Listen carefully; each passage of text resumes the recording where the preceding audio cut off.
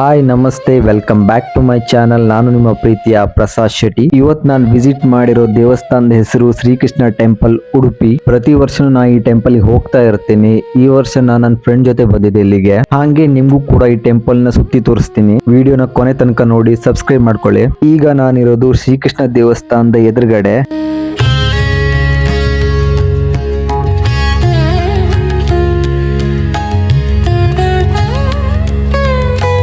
Shrikrishna temple Udupi. ಈ ದೇವಸ್ಥಾನದ entrance ಬಂದಾಗ ಫಸ್ಟ್ ಕಾಣಿಸೋದು ನಿಮ್ಗೆ ಕನಕನ ಕಿಂಡಿ. ಈ ದೇವಸ್ಥಾನಕ್ಕೆ ನೀವು ಬಂದಾಗ ಫಸ್ಟ್ ಸಿಗೋದೇ ಕನಕನ ಕಿಂಡಿ. ನೀವಿಲ್ಲಿ ದರ್ಶನ ಮಾಡಿ ಹೋಗ್ಬೇಕಾಗತ್ತೆ.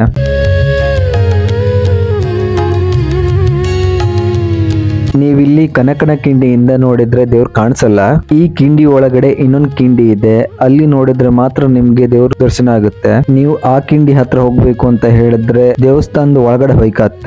ಆ ಕಿಂಡಿ ಒಳಗಿಂದಾನೆ ನಿಮ್ಗೆ ಶ್ರೀಕೃಷ್ಣ ದರ್ಶನ ಆತ್ತ. ಹಾಗೆ ಇನ್ನೊಂದೆಂತಂತ ಹೇಳಿದ್ರೆ ಈ ದೇವಸ್ಥಾನದ ಒಳಗ್ ಹೋಯ್ಕಿದ್ರೆ ಪುರುಷರು ಬಂದು ಶರ್ಟ್ ಬನಿಯನ್ ತೆಗ್ದು ಹೋಯ್ಕತ್ತ. ಶರ್ಟ್ ಹಾಕೊಂಡು ಒಳಗಡೆ ಎಂಟ್ರಿ ಇಲ್ಲ. ಇವಾಗ ನಾನಿರೋದು ಬಂದು ದೇವಸ್ಥಾನದ ರಥವೀದಿಯಲ್ಲಿ. ನೀವು ದೇವಸ್ಥಾನದ ಒಳಗಡೆ ಹೋಗೋದಿದ್ರೆ 2 ಎಂಟ್ರೆನ್ಸ್ ಇತ್ತಿಲ್ಲ. ಈ 2 ಎಂಟ್ರೆನ್ಸ್ ಅಲ್ಲಿ ಒಂದ್ ಎಂಟ್ರೆನ್ಸ್ ಬಂದು ಇದು. ಇಲ್ಲಿಂದ ನೀವು ಹೋಗ್ಲಿಕ್ಕೆ ಒಳಗಡೆ.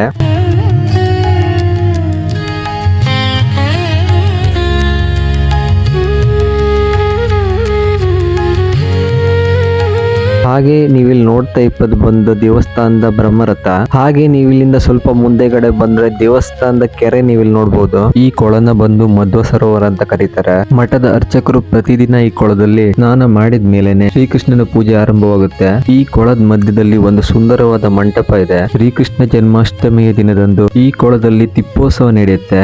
ಆಗ ಈ ಮಂಟಪದ ಸುತ್ತಲೂ ಸಾವಿರಾರು ದೀಪಗಳನ್ನು ಹಚ್ಚುತ್ತಾರೆ. ಹಾಗೆ ಶ್ರೀಕೃಷ್ಣನ ಮೂರ್ತಿನ ತೆಪ್ಪೆ ಮೇಲೆ ಕೂರಿಸಿ ಈ ಕೊಳದ ಸುತ್ತಲೂ ಪ್ರದಕ್ಷಿಣೆ ಹಾಕಲಾಗುತ್ತೆ. ನಾನು ಆವಾಗ ದೇವಸ್ಥಾನದ ಒಂದು ಎಂಟ್ರೆನ್ಸ್ ಅನ್ನ ತೋರಿಸಿದ್ದೀನಿ. ಇವಾಗ ಬಂತು ಮತ್ತೊಂದು ಎಂಟ್ರೆನ್ಸ್ ನ ನಿಮ್ಗೆ ತೋರಿಸ್ತೀನಿ. ನೀವು ಇಲ್ಲಿಂದನೂ ಕೂಡ ಶ್ರೀಕೃಷ್ಣನ ದರ್ಶನ ಮಾಡಬಹುದು. ಹಾಗೆ ಸಾವಿರಾರು ಶ್ರೀಕೃಷ್ಣನ ಭಕ್ತರು ಬಂದು ದೇಶ ವಿದೇಶಗಳಿಂದ ಇಲ್ಲಿ ಬರ್ತಾರೆ.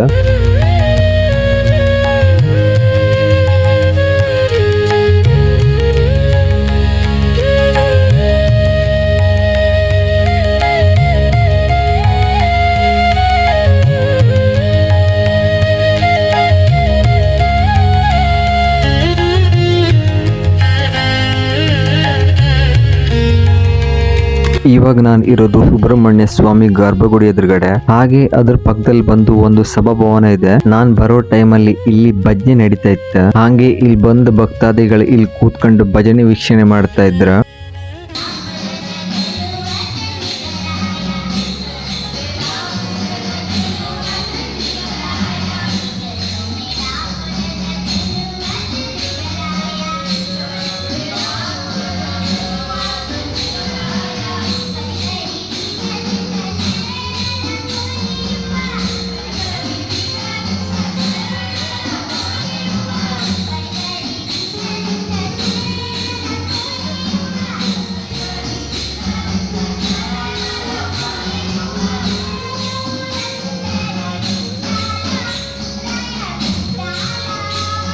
ಭಜನೆ ಎಲ್ಲ ಕೇಳಿಸ್ಕೊಂಡು ಪಕ್ಕದಲ್ಲಿ ಆಂಜನೇಯ ಸ್ವಾಮಿ ದರ್ಶನಕ್ಕೆ ಈ ಕಡೆ ಬಂದೆ. ಇಲ್ಲಿ ಗಂಟೆಯಿಂದ ಗಂಟೆಗೆ ಭಕ್ತಾದಿಗಳ ಸಂಖ್ಯೆ ಜಾಸ್ತಿ ಆತನೇ ಇತ್ತು.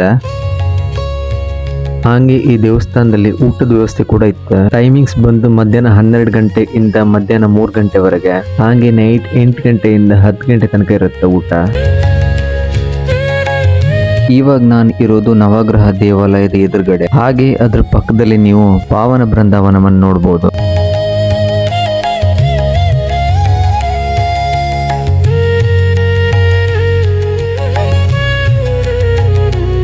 ಈ ಪಾವನ ಬೃಂದಾವನದ ಈ ಜಾಗದಲ್ಲಿ ಹಲವಾರು ಸನ್ಯಾಸಿಗಳು ಮತ್ತು ಆಚಾರ್ಯರ ಸಮಾಧಿ ಇರುವಂತ ಸ್ಥಳ ಇದು. ಹಾಗೆ ಈ ಬೃಂದಾವನದ ಒಂದು ಮೂಲೆಯಲ್ಲಿ ಅಶ್ವತ್ಥ ವೃಕ್ಷ ಹಾಗೂ ನಾಗವನ ಕೂಡ ಇದೆ.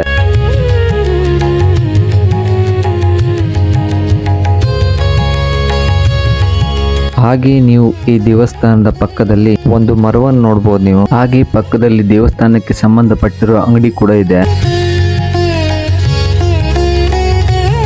ಈ ಗೀತಾ ಮಂದಿರ ಒಂದು ದೊಡ್ಡ ಕಟ್ಟಡ. ಈ ಕಟ್ಟಡದ ಮೇಲ್ಮಾಡಿಯ ಮುಂಭಾಗದಲ್ಲಿ ಭಕ್ತರು ಕುಳಿತು ಶ್ರೀಕೃಷ್ಣನ ಕೀರ್ತನೆಯನ್ನು ಹಾಡ್ತಾ ಇದ್ರು. ಹಾಗೆ ನಾನು ಸ್ವಲ್ಪ ಹೊತ್ತು ನಿಂತ್ಕೊಂಡು ಕೇಳಿಸ್ಕೊಂಡೆ. ಹಾಗೆ ದೇವಸ್ಥಾನದ ಎದುರುಗಡೆ ಕೂಡ ಭಕ್ತಾದಿಗಳಿಗೆ ಅನ್ನ ಪ್ರಸಾದ ವ್ಯವಸ್ಥೆ ಕೂಡ ಇತ್ತು.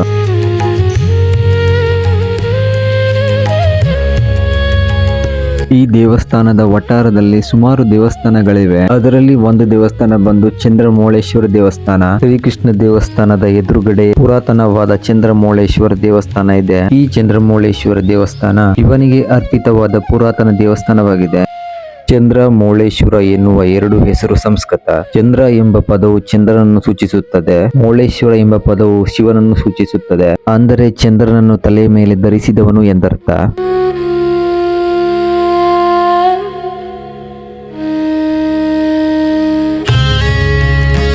ಹಾಗೆ ಅಲ್ಲೇ ಪಕ್ಕದಲ್ಲಿ ಇನ್ನೊಂದು ಪುರಾತನವಾದ ದೇವಸ್ಥಾನವನ್ನು ನೀವು ನೋಡಬಹುದು.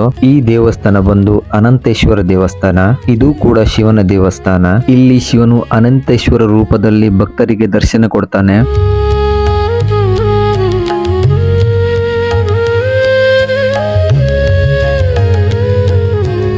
ಹಾಗೆ ಇನ್ನೊಂದು ದೇವಸ್ಥಾನ ಯಾವ್ದಂತ ಹೇಳಿದ್ರೆ ರಾಘವೇಂದ್ರ ಸ್ವಾಮಿ ದೇವಸ್ಥಾನ.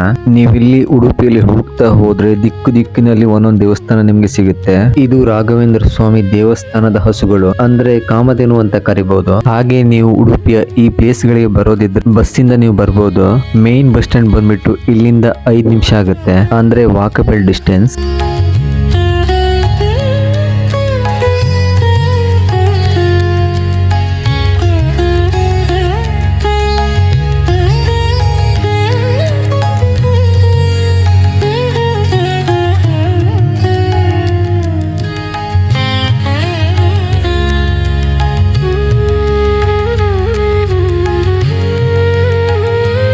ನೀವು ಉಡುಪಿಗೆ ಬಂದ್ರೆ ಈ ಪ್ಲೇಸಿಗೆ ವಿಸಿಟ್ ಮಾಡುವುದನ್ನ ಮರಿಬೇಡಿ. ಮತ್ತೆ ನೋಡ್ಬೇಕು ಅನ್ಸುವ ಸ್ಥಳ ಇವೆಲ್ಲ. ಪ್ರತಿ ವರ್ಷನೂ ನಾ ಇಲ್ಲಿ ವಿಸಿಟ್ ಮಾಡಿದಾಗ ನಂಗೆ ಸೇಮ್ ಫೀಲಿಂಗೇ ಬರುತ್ತೆ. ಈ ವಿಡಿಯೋದಲ್ಲಿ ಇಲ್ಲಿರೋ ಎಲ್ಲಾ ಪ್ಲೇಸನ್ನ ನಾನು ಕವರ್ ಮಾಡಿದ್ದೀನಿ. ಅದು ಕನಕನಕಿಂಡಿ ಆಗಿರ್ಬೋದು, ಶ್ರೀಕೃಷ್ಣ ಟೆಂಪಲ್ ಒಳಗಡೆ ಆಗಿರ್ಬೋದು, ಚಂದ್ರಮೌಳೇಶ್ವರ ದೇವಸ್ಥಾನ ಆಗಿರ್ಬೋದು, ಅನಂತೇಶ್ವರ ದೇವಸ್ಥಾನ ಆಗಿರ್ಬೋದು, ಹಾಗೆ ರಾಘವೇಂದ್ರ ಸ್ವಾಮಿ ದೇವಸ್ಥಾನ ಕೂಡ. ಈ ದೇವಸ್ಥಾನ ಅನ್ನೋದು ಎಲ್ಲ ದಿನವೂ ರಶ್ ಆಗಿ ಇರುತ್ತೆ. ಇನ್ ಕೃಷ್ಣ ಜನ್ಮಾಷ್ಟಮಿ ದಿನ ಮಾತ್ರ ಕೈಕಾಲು ಹಾಕೋಕ್ ಜಾಗ ಇರಲ್ಲ, ಅಷ್ಟು ಫುಲ್ ರಶ್ ಆಗಿರುತ್ತೆ. ಹಾಗೆ ಈ ವಿಡಿಯೋ ನಿಮ್ಗೆ ಇಷ್ಟ ಆಗಿದೆ ಅಂತ ನಾನು ಅನ್ಕೊಂತೀನಿ. ಮತ್ತೆ ಈ ವಿಡಿಯೋನ ಲೈಕ್, ಶೇರ್, ಸಬ್ಸ್ಕ್ರೈಬ್ ಮಾಡೋದನ್ನ ಮರಿಬೇಡಿ. ನೀವು ಸಪೋರ್ಟ್ ಮಾಡಿದ್ರೆ ಮಾತ್ರ ಈ ತರ ಜಾಸ್ತಿ ವಿಡಿಯೋ ಮಾಡೋಕ್ ಸಾಧ್ಯ. ನೀವು ಸಪೋರ್ಟ್ ಮಾಡ್ತೀರಂತ ನಾನು ಅನ್ಕೊಂತೀನಿ. ಧನ್ಯವಾದಗಳು.